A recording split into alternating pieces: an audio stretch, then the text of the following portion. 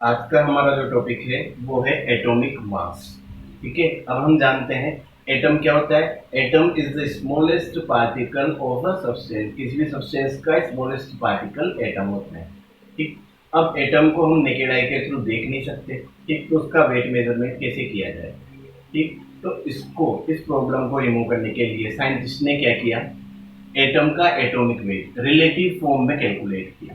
ठीक है, इसमें वो क्या करते हैं, किसी भी एक एटम को स्टैंडर्ड मान लेते हैं और बाकी एटम्स का एटॉमिक वेट, ठीक है, उससे कंपेयर करते हुए कैलकुलेट किया जाता है। कंपेयर कैसे किया जाता है, ये देखा जाता है कि कोई भी एटम उस स्टैंडर्ड एटम के कंपेयर में कितना ज्यादा हेवी है।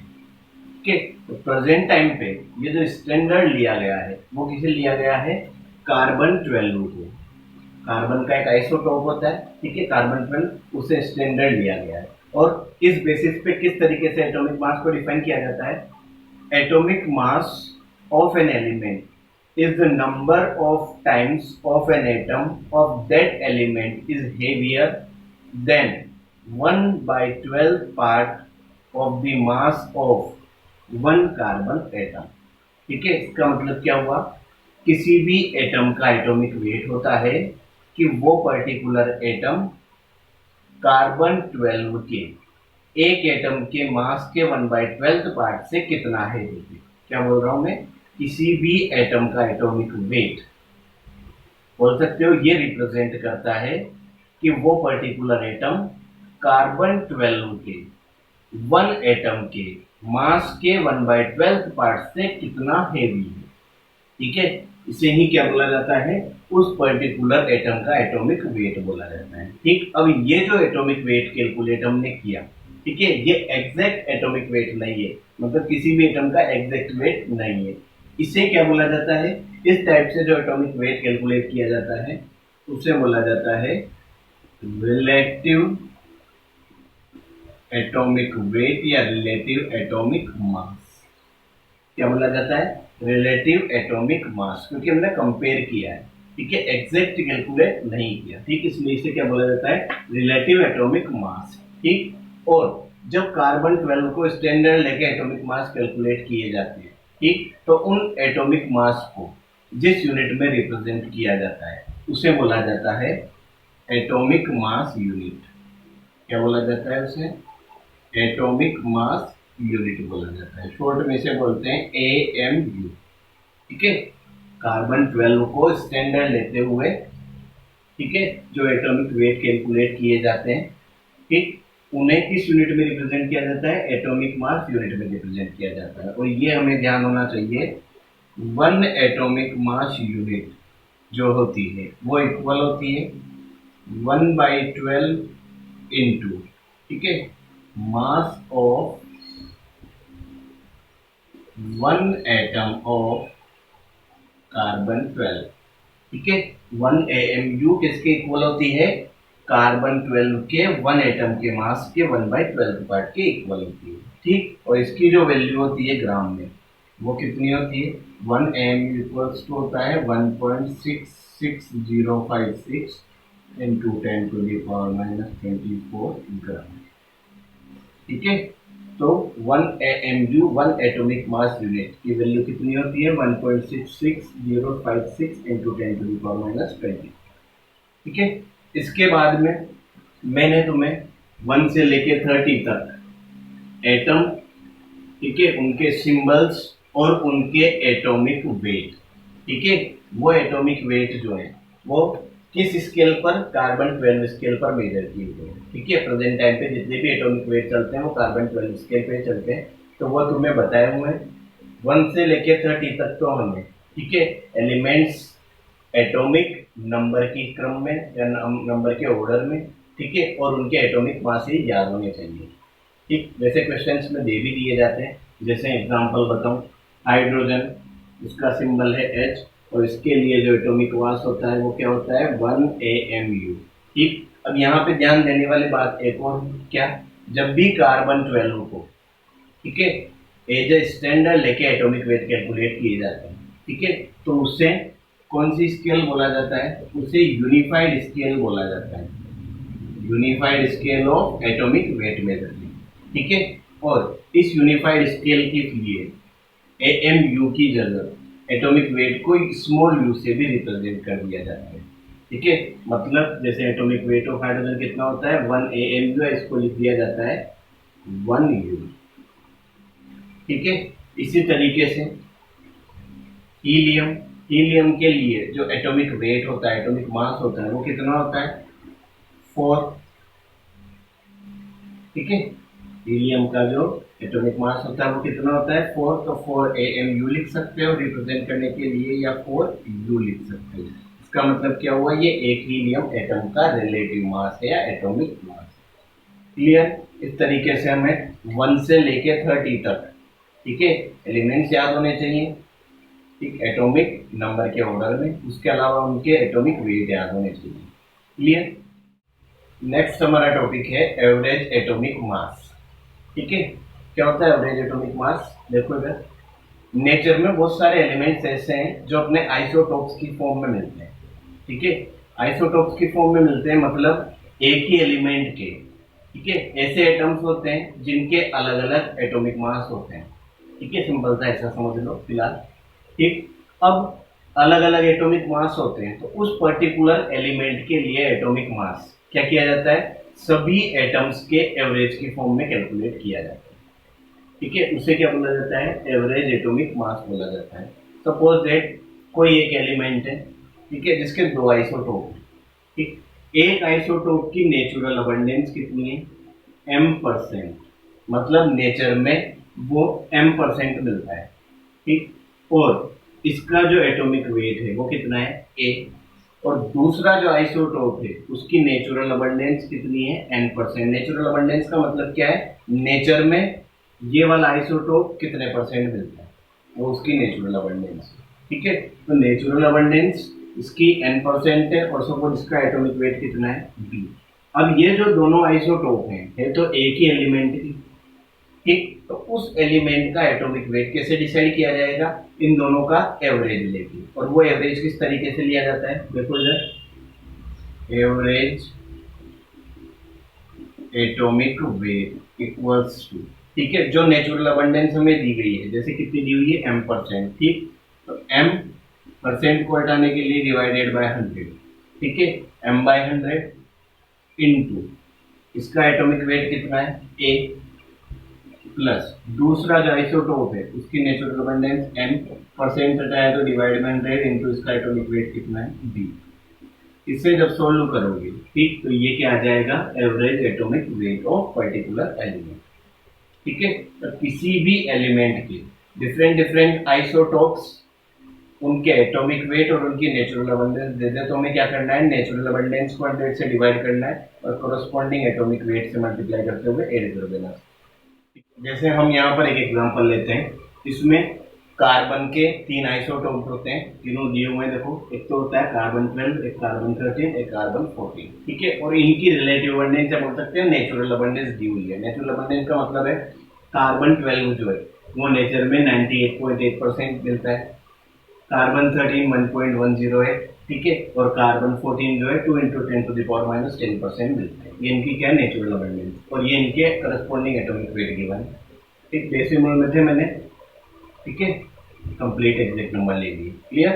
अब इसके लिए तुमसे पूछ लिया कि इसके लिए एवरेज एटॉमिक वेट कैलकुलेट करो। ठीक, तो कैसे कैलकुलेट करना है, देखो,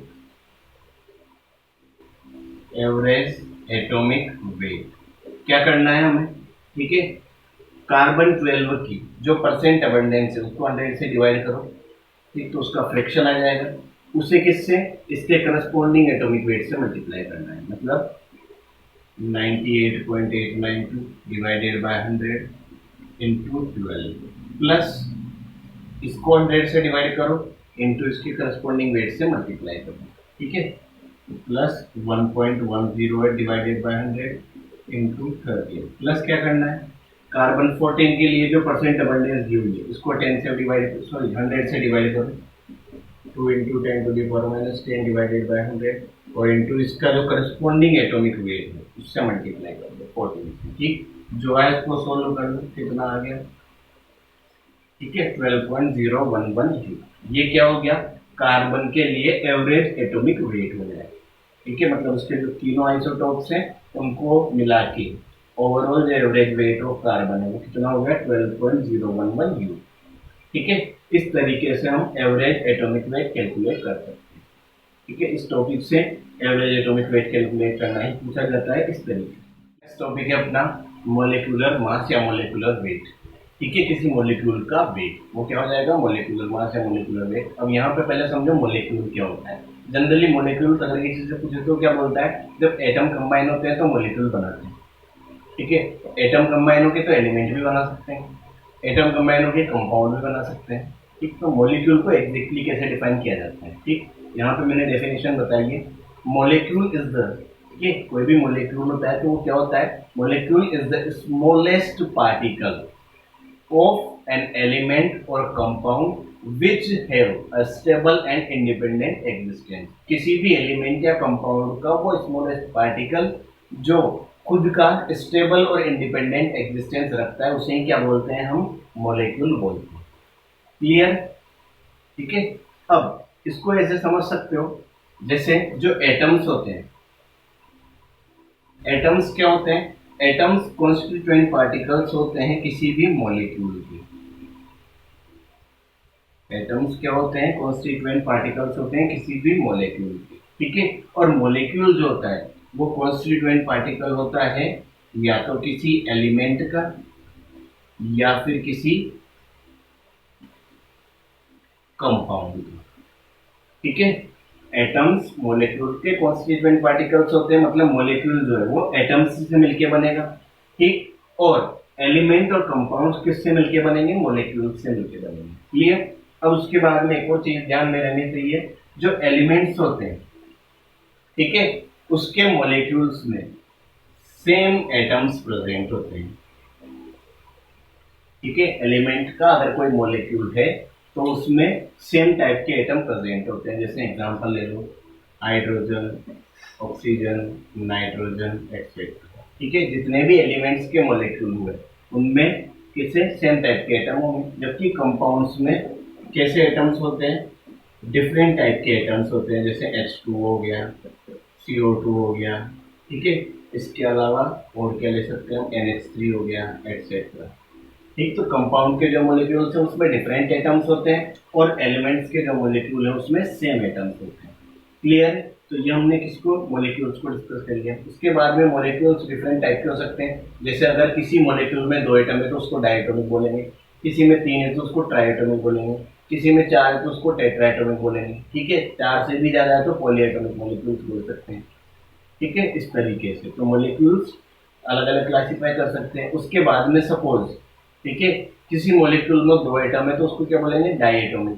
ठीक, अब अगर वो दोनों एटम सेम है तो उसको बोलोगे होमोडायटोमिक मॉलिक्यूल। और अगर दोनों एटम क्या है, डिफरेंट है, अलग अलग टाइप के एटम से, तो उसको क्या बोलोगे, हेट्रोडायटोमिक मॉलिक्यूल। क्लियर। तो इस तरीके से ये मॉलिक्यूल्स की ब्रीफ नॉलेज है। अब हमारा जो मेन टॉपिक है मॉलिक्यूलर मास। ठीक है, तो सिंपली मॉलिक्यूलर मास क्या होगा, मॉलिक्यूलर मास क्या होता है, किसी भी मॉलिक्यूल में जो एटम्स प्रेजेंट है उनके एटॉमिक मास का सम, वही क्या होता है, मॉलिक्यूलर मास। ठीक है, it is the sum of the atomic masses of all atoms present in a molecule. ठीक है, किसी भी मॉलिक्यूल का जो मॉलिक्यूलर मास हो वो क्या हुआ, उसमें जितने भी एटम्स प्रेजेंट हैं, ठीक है, उन सबके एटॉमिक वेट का सम, वही क्या होता है उस पर्टिकुलर मॉलिक्यूल का मॉलिक्यूलर मास। ठीक, और इसे कैसे कैलकुलेट किया जाता है, एग्जांपल देखो। ठीक है, सपोज हमें किसका, H2O का मॉलिक्यूलर मास या मॉलिक्यूलर वेट कैलकुलेट करना। ठीक, तो H2O का मॉलिक्यूलर वेट क्या हो जाएगा, देखो इसमें हाइड्रोजन कितने हैं, 2। ठीक है, 2 हाइड्रोजन है। ठीक, इसको किससे मल्टीप्लाई कर देना है, हाइड्रोजन, 1 हाइड्रोजन के एटॉमिक वेट से। ठीक है, तो into atomic weight of hydrogen atom, plus अगला एटम कौन सा है, ऑक्सीजन, तो plus atomic weight of oxygen atom. ठीक है, तो इस तरीके से क्या हो जाएगा, 2 इंटू हाइड्रोजन का एटॉमिक वेट कितना होता है, 1, ठीक है, प्लस ऑक्सीजन का एटॉमिक वेट होता है 16, इसको सम करोगे तो 18 और इसकी भी यूनिट क्या हो जाएगी यू या एम। क्लियर? इस तरीके से हम एटॉमिक वेट कैलकुलेट कर सकते हैं। और एग्जांपल लेते हैं H2O के अलावा सपोज नेक्स्ट हमसे बोल दिया मीथेन, CH4, इसको क्या बोला जाता है मीथेन। मीथेन के लिए एटॉमिक वेट क्या हो जाएगा, एक कार्बन है, कार्बन का वेट एटॉमिक वेट 12 प्लस कितने हाइड्रोजन है 4 इंटू एक हाइड्रोजन का एटॉमिक वेट कितना होता है 1, तो मीथेन का एटॉमिक वेट कितना हो जाएगा 16। ठीक है, नेक्स्ट इसके बाद में अमोनिया ले लो, NH3 को क्या बोला जाता है अमोनिया कहते हैं इसे। ठीक है, तो अमोनिया के लिए क्या हो जाएगा नाइट्रोजन का एटॉमिक वेट 14 प्लस कितने हाइड्रोजन है 3, तो 3 इंटू 1 हाइड्रोजन का एटॉमिक वेट कितना होता है 1, ओवरऑल सोल्व करोगे तो कितना हो जाएगा ये 17। ठीक, इसके बाद में नेक्स्ट लो यूरिया। यूरिया का फॉर्मूला होता है NH2CONH2। ठीक है, जिस भी मॉलिक्यूल का हम मॉलिक्यूलर वेट कैलकुलेट कर रहे हैं उसका हमें मॉलिक्यूलर फॉर्मूला पता होना चाहिए। ठीक है, ये जो फॉर्मूला है इसे क्या बोलते हैं मॉलिक्यूलर फॉर्मूला। ठीक, जैसे यहाँ पे यूरिया का मॉलिक्यूलर फॉर्मूला क्या होता है NH2CONH2। ठीक, इसके लिए atomic weight molecular weight calculate करोगे तो कितने नाइट्रोजन है 2, और 2 इंटू एक नाइट्रोजन एटम का एटॉमिक वेट होता है 14 प्लस कितने हाइड्रोजन है 2 इंटू 4, 4 इंटू एक हाइड्रोजन के लिए एटॉमिक वेट 1 प्लस 1 कार्बन उसके लिए 12 और 1 ऑक्सीजन के लिए 16, ओवर हो जाएगा ये 16। ठीक है, तो इस तरीके से हम क्या कर सकते हैं किसी भी मॉलिक्यूल के लिए मॉलिक्यूलर वेट कैलकुलेट कर सकते हैं। ठीक, जितने भी मॉलिक्यूल्स हैं उनमें मेनली जो एटॉमिक वेट यूज आते हैं वो 1 से लेकर 30 तक आएंगे हमारे जो काम के हैं हमसे जो पूछे जाते हैं। उसके अलावा अगर अदर कोई एलिमेंट हमें दे दिया जाता है, ठीक है, तो उसका एटॉमिक वेट हमें वो मेंशन करके देंगे क्वेश्चन में। क्लियर? पर 1 से 30 तक तो हमें एटॉमिक वेट पता होने चाहिए। ठीक है, तभी हम मॉलिक्यूलर वेट फाइंड आउट कर सकते हैं। क्लियर? नेक्स्ट अब जो टॉपिक है वो है फॉर्मूला मास। क्या होता है फॉर्मूला मास? देखो इधर कुछ कंपाउंड्स ऐसे होते हैं, मेनली आयनिक कंपाउंड्स की बात हो रही है, जिनका एक स्मॉलेस्ट मॉलिक्यूल एग्जिस्ट नहीं करता है। ठीक है, जैसे आयनिक कंपाउंड जो होते हैं उनमें क्या होता है केटायन और एनायन का। ठीक है, केटायंस मतलब पॉजिटिवली चार्ज आयंस और एनायंस मतलब नेगेटिवली चार्ज आयंस। ठीक है, तो केटायंस और एनायंस का एक 3 डायमेंशनल नेटवर्क होता है, मतलब केटायन एनायन आपस में अटैच होते हुए 3D में अरेंज होते हैं। ठीक है, उस अरेंजमेंट से ठीक है कोई भी ऐसा एक स्मॉलेस्ट पार्टिकल जिसको हम बोल दें कि उस कंपाउंड का एक मॉलिक्यूल है वो हमें नहीं मिलता है। ठीक है, इस टाइप के जो कंपाउंड्स होते हैं, ठीक, उसमें क्या किया जाता है इस टाइप के कंपाउंड्स के लिए उनका जो फॉर्मूला होता है केटायन आयन कंबाइन होकर जो फॉर्मूला बनाते हैं उस फॉर्मूला को लेकर उसका मास कैलकुलेट किया जाता है, जिसे क्या बोला जाता है फॉर्मूला मास। जैसे देखो NaCl की मैं बात करूं तो NaCl क्या होता है, ठीक है, इस पर्टिकुलर सॉल्ट का एक मॉलिक्यूल नहीं है, केवल ये एक फॉर्मूला है। ठीक है, एक्चुअल में NaCl में क्या होता है एक Na plus ion 6 chlorine minus ion से सराउंड होता है। उसी तरीके से एक chlorine minus ion 6 Na plus ion से क्या होता है सराउंड होता है और एक 3D ज्योमेट्री बनाता है। ठीक है, तो इस टाइप के जितने भी आयनिक कंपाउंड्स होते हैं उनके लिए आयनिक फॉर्मूला को यूज करते हुए मास कैलकुलेट किया जाता है, जिसे क्या बोलते हैं हम फॉर्मूला मास। जैसे NaCl है तो अब NaCl के लिए ये NaCl इसका आयनिक फॉर्मूला हुआ। ठीक है, और इसके लिए जो मास कैलकुलेट किया जाएगा उसे क्या बोला जाएगा फॉर्मूला मास। केवल नाम डिफरेंट है, फॉर्मूला मास उसी तरीके से कैलकुलेट करना है। जैसे NaCl के लिए फॉर्मूला मास कैलकुलेट करना है तो क्या होगा सोडियम, एक सोडियम है तो उसका एटॉमिक वेट कितना हो जाएगा 23 प्लस एक क्लोरीन है तो उसका एटॉमिक वेट 35.5, क्या हो जाएगा ये 55.5 जूल। ये क्या हो जाएगा NaCl के लिए फॉर्मूला मास। ठीक है, फॉर्मूला मास इसलिए बोला क्योंकि यहाँ पर उनके बेसिक फॉर्मूला को यूज करते हैं, इनका कोई भी इंडिपेंडेंट मॉलिक्यूल एग्जिस्ट नहीं करता। क्लियर है? ठीक है, अब इसके बाद में कुछ टर्म्स है, वो टर्म्स क्या होती है, एक तो है GAM, इसे बोला जाता है ग्राम एटॉमिक मास। ठीक है, ग्राम एटॉमिक मास क्या होता है, जब भी किसी एटम के मास या एटॉमिक वेट को ग्राम में रिप्रेजेंट करते हैं तो उसे क्या बोला जाता है, ग्राम एटॉमिक मास बोला जाता है। ठीक, जैसे एग्जांपल देखो कार्बन के लिए, ठीक है, gram atomic mass of carbon atom, carbon atom के लिए ग्राम एटॉमिक मास क्या हो जाएगा, कार्बन का एटॉमिक मास कितना होता है 12 यू। अब अगर उसको मैं रिप्रेजेंट करके ग्राम में लिख दूं तो ये क्या हो जाएगा, इसका ग्राम एटॉमिक मास। सिमिलरली किसी भी मॉलिक्यूल का जो ग्राम में मास होता है उसे क्या बोला जाता है, ग्राम मॉलिक्यूलर मास। ठीक है, जैसे H2O, अब H2O मॉलिक्यूल के लिए अगर उसके H2O मॉलिक्यूल, एक मॉलिक्यूल की अगर बात करूँ उसके मास की बात करूँ तो क्या होता है 18 U। अब इस यूनिट को हटा के अगर मैं इसको इसमें ग्राम में रिप्रेजेंट कर देता हूँ तो ये क्या हो जाएगा, gram molecular mass of H2। ठीक, उसी तरीके से होता है GFM, इसे बोला जाता है ग्राम फॉर्मूला मास। ठीक है, किसी आयनिक कंपाउंड के फॉर्मूला मास को, जैसे NaCl ही ले लो, अगर हम ग्राम में रिप्रेजेंट कर देते हैं तो उसे क्या बोल देंगे, ग्राम फॉर्मूला मास बोल देंगे। क्लियर, जैसे NaCl के लिए इसका जो फॉर्मूला मास होता था वो होता था 58.5 U। अब इसे मैं अगर ग्राम में रिप्रेजेंट कर देता हूँ तो ये क्या हो जाएगा, इसका ग्राम फॉर्मूला मास हो जाएगा। क्लियर, ठीक है, तो ये हमने atomic weight, molecular weight, formula wait, ठीक है, इसके अलावा gram atomic weight, gram molecular weight और ग्राम फॉर्मूला वेट, इन सब की बात करें।